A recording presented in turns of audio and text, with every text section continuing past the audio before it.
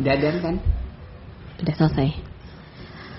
Oke, selamat datang kembali di podcast Saksi, Suara Aksi dan Advokasi. Nah, itu nama podcast kita Kak Jenny. Nah, kita bersama saya Karisma. Nah, saat ini kita udah kedatangan Kak Jenny nih. Bentar. Apa kabar Kak Jenny? Kabar baik Kak Karisma. Oke. Salam sehat ya? Iya, salam sehat. Alhamdulillah. Kalau saya sehat-sehat aja. Kak Jenny? Alhamdulillah juga sehat, tapi kondisi psikis nggak sehat. Iya, semoga kita semua selalu berada dalam lindungan Tuhan dan selalu diberikan kesehatan di situasi yang tidak menentu ini. Nah, kali ini kita mau ngobrol-ngobrol sama Kak Jenny tentang mungkin kondisi teman-teman transpuan kali ya Kak ya. Di masa PPKM ini, kalau pandemi kan sebenarnya udah 1 tahun lebih, tapi lebih tepatnya sekarang kita berada dalam masa PPKM, banyak tempat ditutup, akses ditutup, jam dibatasi dan lain sebagainya. Nah, gimana sih dampaknya untuk teman-teman transpuan? Dampak yang kami rasakan saat kondisi PPKM darurat ini ya sangat jelas sekali, sangat menyulitkan kami gitu Kak. Kenapa sih dibilang menyulitkan? Karena mayoritas teman-teman transpuan yang di Jalan Solo itu masih berkehidupan secara marginal ekonominya, yaitu dengan ngamen. Kami ngamen itu ya profesi di mana untuk bisa berkebutuhan hidup, mempertahankan hidup, untuk bisa membayar kos, untuk makan, dan tidak menentu secara nominal. Dengan kondisi saat ini otomatis kami tidak ada pendapatan sama sekali, harus berdiam diri, meminta bantuan ke siapa, tidak ada bantuan dari siapapun, dari pemerintah tidak ada, terkecuali dari gerakan yang kawan-kawan lakukan saat ini di komunitas. Jadi justru kita antar sesama rakyat gitu ya, saling membantu ya Kak ya. Terus juga kemarin sempat buka donasi untuk beberapa teman-teman yang sakit ya Kak ya. Nah, itu seperti apa kondisinya? Ngelihat kondisi yang semakin kesini semakin sulit buat kawan-kawan. Inisiatif membuat donasi bagi kawan-kawan ini bukan hanya untuk yang sakit aja gitu Kak. Karena sebelum yang sakit juga banyak kawan-kawan yang terkondisikan kurang baik gitu. Akhirnya ada beberapa yang meninggal karena keadaan yang sulit ya, tidak bisa.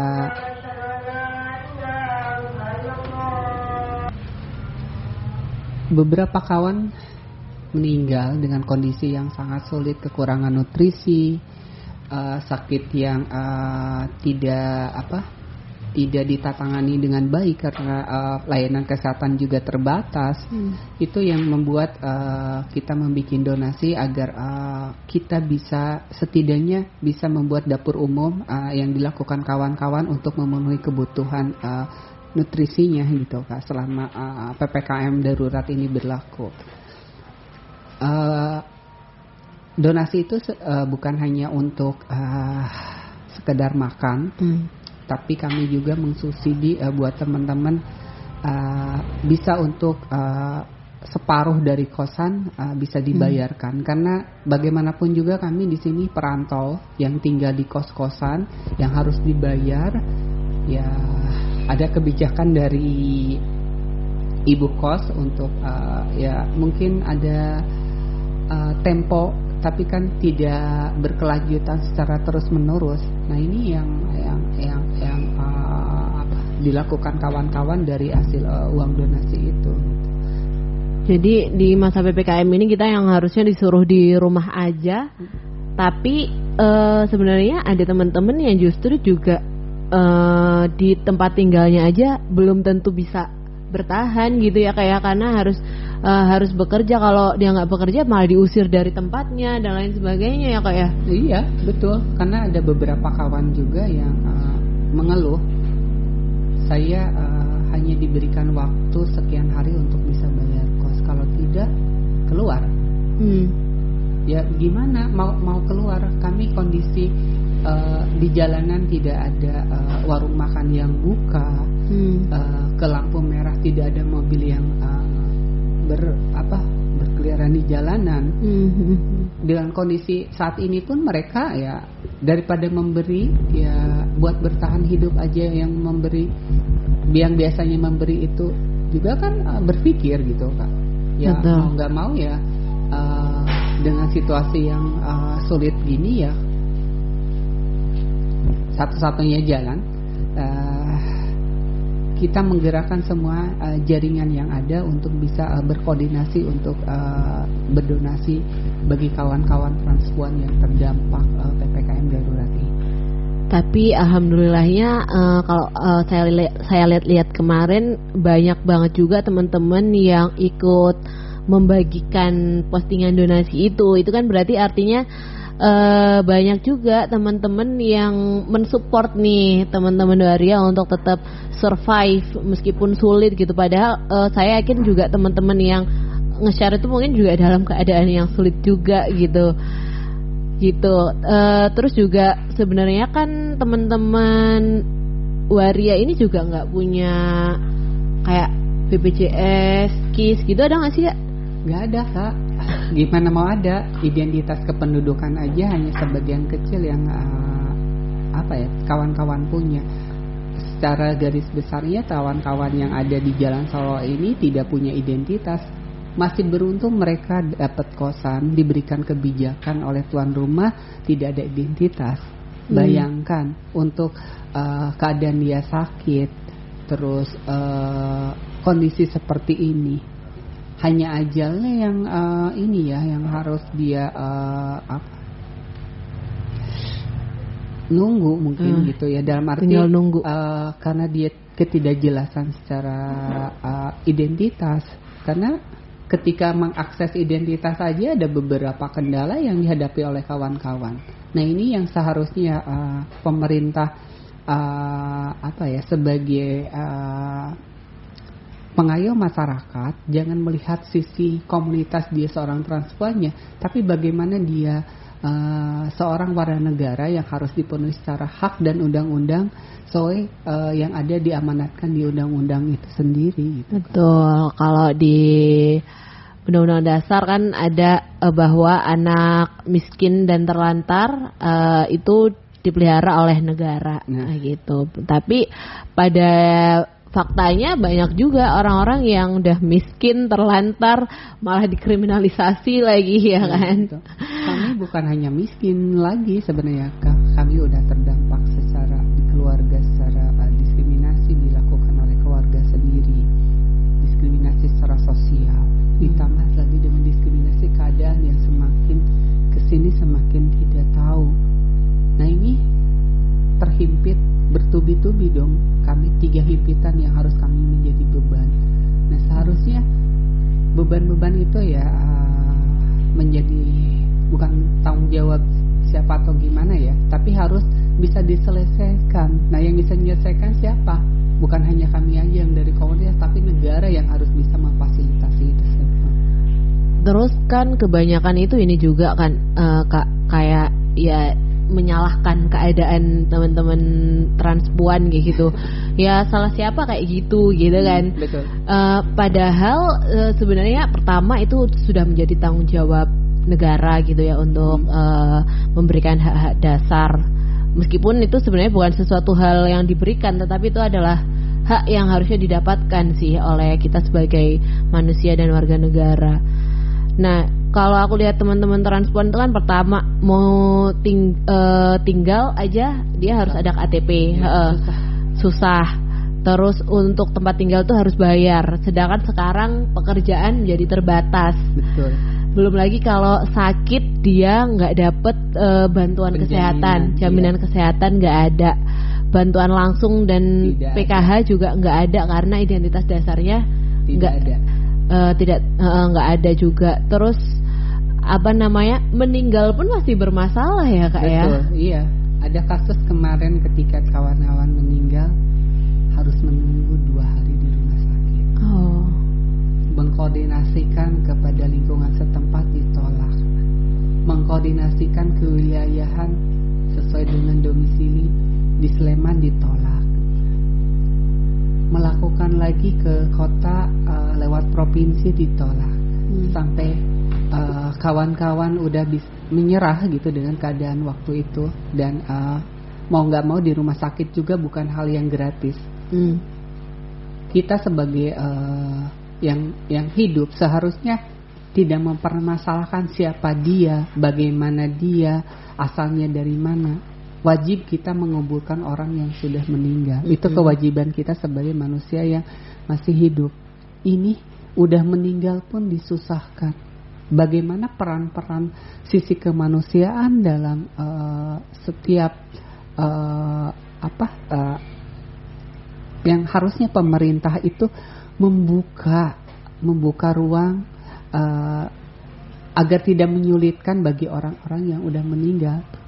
Betul, tapi kadang tuh pemerintah itu Kak lebih condong ke pendapat-pendapat yang diskriminatif kayak gitu. Jadi kalau ada pendapat yang kayak gitu dia lebih memperhatikan ketimbang kondisi teman-teman yang terdiskriminasi itu sendiri gitu. Ya, peran pemerintah hanya ada ketika mereka punya pemilih.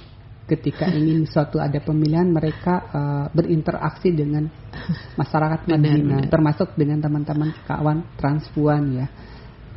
Ya banyak sih gitu yang para politikus yang datang kepada kawan-kawan untuk sesi-sesi diskusi. Tapi ketika mereka sudah ada duduk dalam suatu posisi tertentu sesuai dengan ekspektasinya dia berhasil, tidak ada kawan-kawan dilibatkan. Nah, ini mau sejauh mana?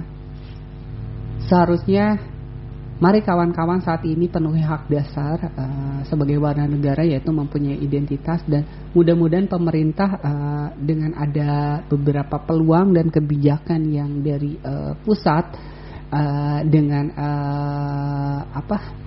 dengan peluang itu bisa mengkoordinasikan lewat otonomi daerah, lewat kebijakan otonomi daerah yang dimana saat ini kita kawan-kawan tinggal bisa memperjuangkan hak-hak dasarnya itu gitu tanpa ada suatu kesulitan. Oh, itu yang dimaksud Kak Jenny ini adalah salah satu seruan dari Kemendagri untuk memberikan kemudahan kepada teman-teman waria untuk mendapatkan identitas. Betul. Gitu ya. Tapi kayaknya mungkin masih banyak juga yang ya antara meresahkan atau tidak setuju gitu ya, karena dianggapnya memberikan identitas kepada waria itu berarti ini pasti kolom jenis kelaminnya nih apa nih, padahal ya bukan itu esensinya, tapi karena selama ini adalah teman-teman waria ini masih sulit banget atau bahkan dipersulit gitu untuk mendapatkan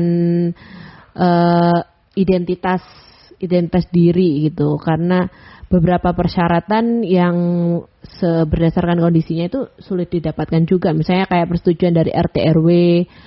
Lalu warga setempat itu kadang ya ada stigma lah ya Kak ya.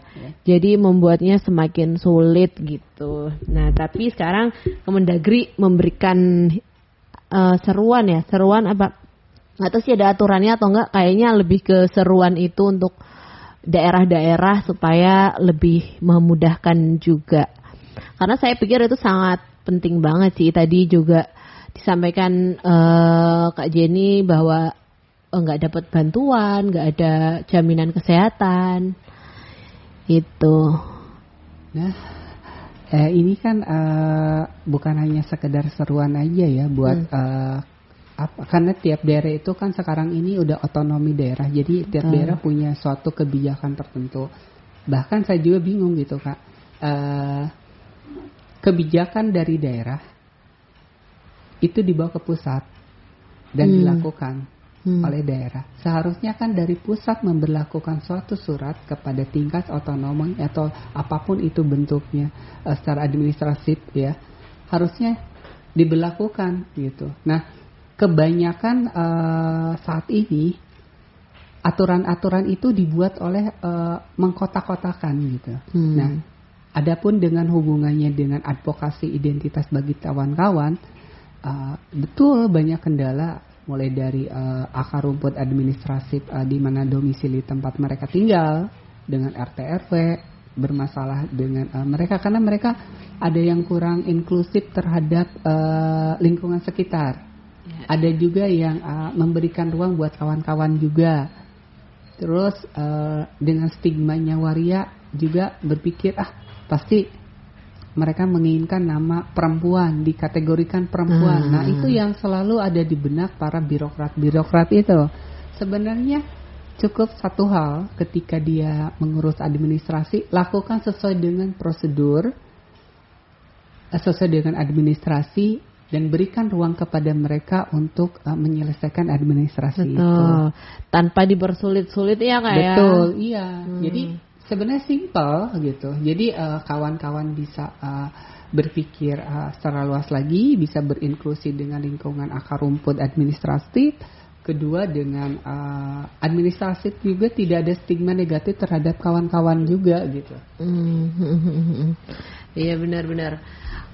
Kalau misalnya yang menjadi persyaratan itu adalah ABC, ya harusnya yang menjadi persyaratan itu juga yang diterapkan ke teman-teman transpuan kayak gitu ya, tanpa menambahkan persyaratan-persyaratan lain gitu. Betul. Karena setidaknya dengan ada beberapa ada di Permendagri tahun 2010 juga ada aturan juga yang beberapa perubahan di Permendagri tahun 2019 juga ada tentang Dukcapil Kependudukan. Nah, itu sebenarnya tinggal menjadi acuan-acuan memudahkan kawan-kawan dan para birokrat di Dukcapil itu untuk bisa mengakses identitas kependudukan bagi kawan-kawan yang rentan. Jangan mempersulit sesudah mereka punya data yang valid, udah ada penjamin dari keorganisasian, lingkungan sekitar memberikan ruang. Tapi dari eksternal, dari birokrasinya itu malah mempersulit lagi, hanya dengan hal-hal yang sangat kecil gitu.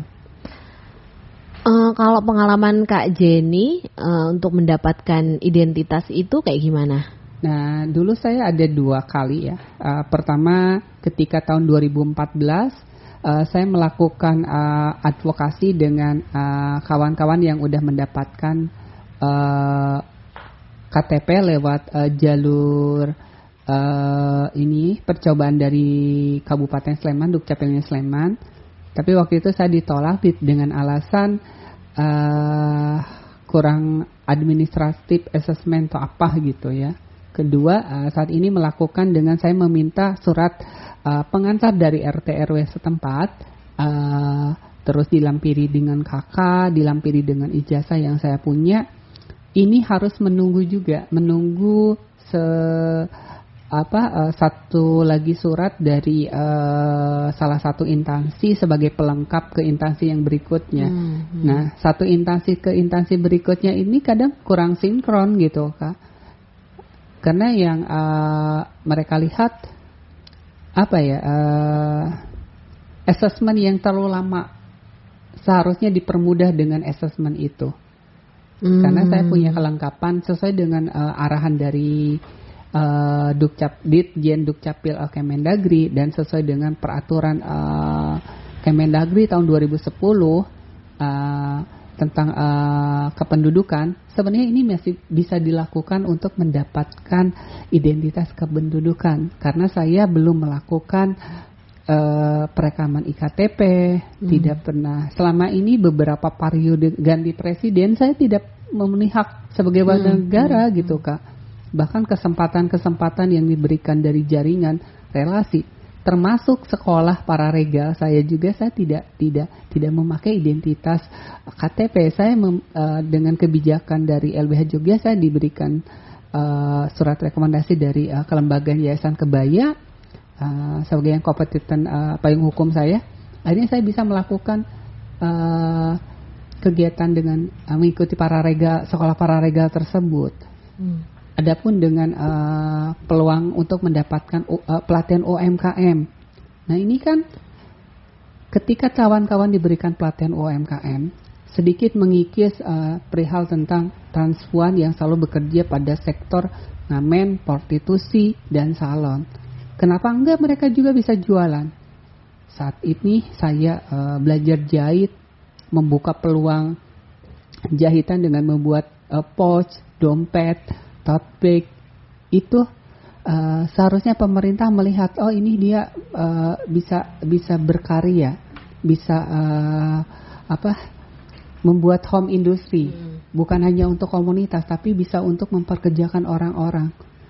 Karena satu kekurangan yaitu identitas saya tidak bisa berjualan secara maksimal di marketplace yang harus ada aturan dananya lewat KTP, lewat banking, lewat pembayaran online, lewat identitas. Nah itu kan peluang-peluang yang terhambat. Betul. Jadi sebenarnya banyak peluang yang terbuka, tapi terhambat karena hak dasar tadi seperti identitas itu belum dimiliki, gitu ya. Benar-benar. Untuk pinjaman di bank aja berarti juga nggak bisa ya Kak ya, untuk minta modal dan lain sebagainya. Itu jelas. Tapi kami berpikir yang lebih penting bagi kami gitu, yang selalu masyarakat lihat secara marginal, secara ekonomi gitu ya, bagi komunitas rentan ini. Satu, hak dasar kesehatan itu lebih penting. Dengan punya identitas, beban dari pemerintah sebenarnya itu bisa dikurangi. Dengan mereka mempunyai KTP, mereka ikut program pemerintah yang namanya KIS, Kartu Indonesia Sehat. Mereka bisa menyisihkan uang untuk belajar, menabung, untuk membayar kesehatannya. Kedua, ketika dia mengakses berbagai layanan, pelatihan UMKM, pelatihan mikro usaha, itu membuka peluang ketika mereka keluar dari zona nyaman ngamen, keluar dari zona prostitusi. Itu yang seharusnya pemerintah jeli terhadap kawan-kawan rentan ini untuk keluar dari zona yang sangat rawan diskriminatif ini gitu. Betul. Jadi jangan-jangan sebenarnya yang melanggengkan kayak prostitusi dan salah satunya ya ada pemerintah di situ, ada peran pemerintah karena tidak memberikan hak-hak masyarakatnya dengan tepat kayak gitu ya. Betul. Karena selama ini saya banyak dikasih peluang gitu ketika mereka melakukan pendampingan usaha secara kontinu, dilibatkan dengan kegiatan, ada pameran, ada bazar-bazar kecil yang setidaknya itu mengikis di mana kita berkegiatan di jalanan gitu Pak. Walau mungkin branding mereka punya nama, tapi ketika kita orang berusaha itu ya dengan banyaknya berkontribusi dalam kegiatan tersebut itu menjadi peluang. Nah, peluang-peluang ini yang kadang saya juga merasa minder, saya nggak punya KTP, harus ikuti kegiatan di luar kota ini terbatas karena KTP nggak ada, akhirnya nggak jadi. Padahal nggak punya KTP itu bukan karena nggak mau bikin ya kayak. Emang dipersulit tadi. Dipersulit dari satu kita stigma dari keluarga, kedua juga dari sosial, dan ketiga dari birokrasi. Dari birokrasi, betul banget. Nah, apalagi nih Kak? Iya, asik sih sebenarnya. Karena ternyata ada banyak hal banget gitu. Termasuk juga tadi Kak Jenny itu di luar off the record tadi ya Kak Jenny juga cerita soal gimana beralih dari kegiatan di jalanan kemudian sekarang lebih banyak berkegiatan sosial gitu ya Kak ya. Sebenarnya ya karena ada peluang-peluang dan kesempatan-kesempatan yang dicoba tadi gitu ya. Karena kan ya stigmanya terhadap teman-teman transpuan pasti jalanan sih. masih kuat gitu stigma terhadap teman-teman jalanan itu, ya itu tadi, kalau bukan seorang pengamen prostitusi atau salon. Nah, seharusnya kawan-kawan termasuk saya, ketika saya diberikan peluang belajar dengan LBH lewat Pararegal 2019 ya kalau nggak salah, terus saya juga banyak interaktif dengan berbagai komunitas. Ada komunitas dari kekerasan anak dan perempuan, ada komunitas dari aliansi masyarakat pro demokrasi, ada aliansi masyarakat timur, ada aliansi dari buruh, ada aliansi dari para pedagang, terus UMKM. Nah, itu menjadi pemikiran saya untuk bisa keluar dari zona nyaman saya itu ngamen gitu. Karena dengan kesempatan banyak belajar dari mereka, terus saya punya saat ini saya jahit pouch, jahit tote bag, itu menjadi suatu peluang diperkenalkan kepada kawan-kawan itu, dan mereka akan menilai, toh mereka pun bisa melakukan hal yang positif. Jadi mempengaruhi orang lain juga ya Kak? Iya, jadi selama ini mereka berpikir saya taunya ngamen, oh sekarang Jenny jualan tas, oh Jenny sekarang jahit nih, ada pakaian sobek bisa dijahit lewat Jenny.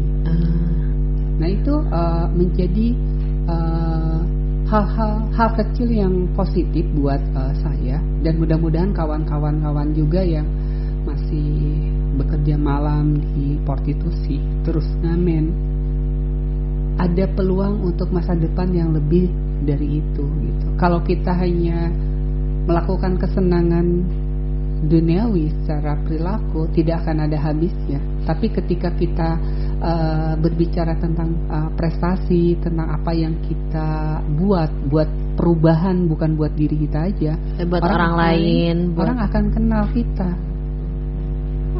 akan tahu siapa kita. Kita tidak harus malu kita seorang transpuan, justru dengan kita sebagai transpuan banyak peluang yang harus kita ambil gitu. Sama dengan masyarakat pada umumnya. Iya benar-benar banyak hal yang harus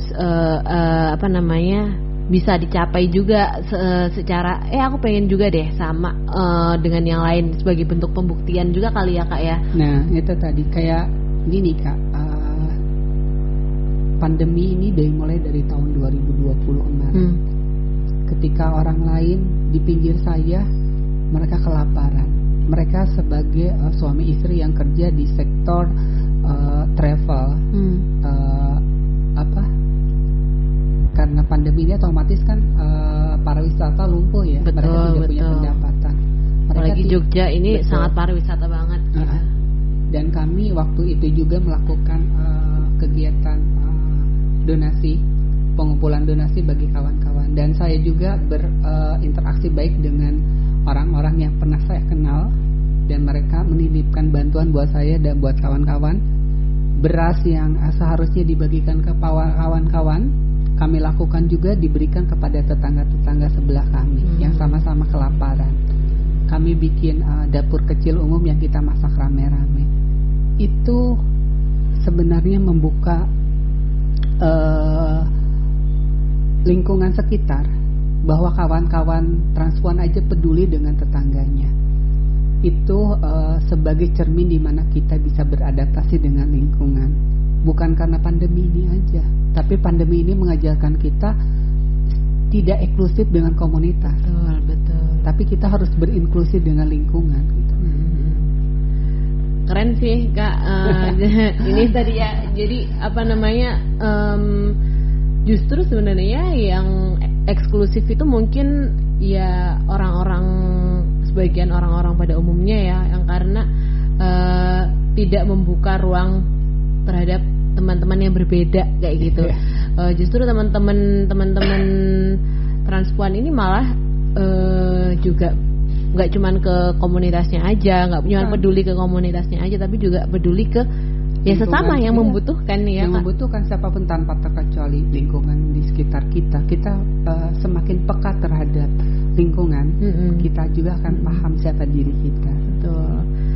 Sama tadi aku juga dapat satu poin poin gitu tadi yang disampaikan Kak Jenny, mungkin sebenarnya itu nggak cuma berlaku untuk teman-teman transpuan aja, tapi juga ke semua sih menurutku, yang ya kita jangan malu gitu dengan kondisi yang sekarang, tapi juga harus bisa menjadi lebih baik gitu ya. Betul. Ya itu tadi ya, kita jangan malu dengan keadaan kita sebagai transpuan, tapi bagaimana kita memulai perubahan itu dari diri kita. Kalau orang melihat dirimu bisa berbakti kepada lingkungan sekitar, berarti kamu bisa juga berbakti pada siapapun. Tidak hanya untuk keuntungan sendiri, bukan, tapi juga melihat orang lain gitu. Benar sih, itu juga mungkin ketika orang-orang seusiaku ya kayak pada berlomba-lomba mencari penghidupan yang lebih baik lah kayak gitu mungkin ya, tapi kayak seneng aja gitu ketika di LBH bisa berbagi, ketemu dengan orang-orang bermacam-macam kayak Kak Jenny kan belum tentu ya Kak ya. Kita ketemu kalau nggak di LBH ya kan. Belum tentu di luar kita tahu siapa kita. Bener. Ya Kak. Bener, apalagi mungkin kalau ketemu di luar pandangannya bisa jadi berbeda. Kayak gitu. Itu mungkin itu aja, banyak banget sih pelajaran yang bisa kita ambil dari obrolan sore hari ini. Iya Kak Jenny. Iya Kak Karisma. Saya juga senang loh diundang di podcastnya. Iya. Nah lain kali mudah-mudahan kita ada kesempatan untuk bikin kegiatan bareng. Amin. Juga. Diperbanyak aja. Bisa. Amin. Oke, terima kasih untuk teman-teman yang sudah mendengarkan dan ikutin terus podcast Saksi, Suara Aksi dan Advokasi. Sampai jumpa. Makasih kawan-kawan.